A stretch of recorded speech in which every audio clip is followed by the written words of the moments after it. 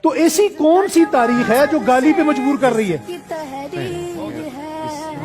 ایسی کون سی تاریخ ہے، کون سی حدیث ہے، کون سی روایت ہیں، ایسے راویوں کو ہم دریائے راوی میں ڈالتے ہیں؟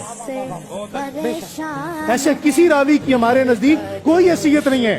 جب بھی بات آئے گی نبی کریم علیہ الصلوۃ والسلام سے ریلیٹڈ کسی بھی چیز کی، وہ حضور کی آل ہو، حضور کی اولاد ہو، حضور کی بچیاں ہوں، حضور کے نواسے ہوں، حضور کے اصحاب ہوں، ہم تاریخ کے گندے چھیتڑوں میں نہیں، ہم قرآن کریم کے مقدس اوراق میں جائیں گے کہ قرآن کریم کے مقدس اوراق کیا کہتے ہیں۔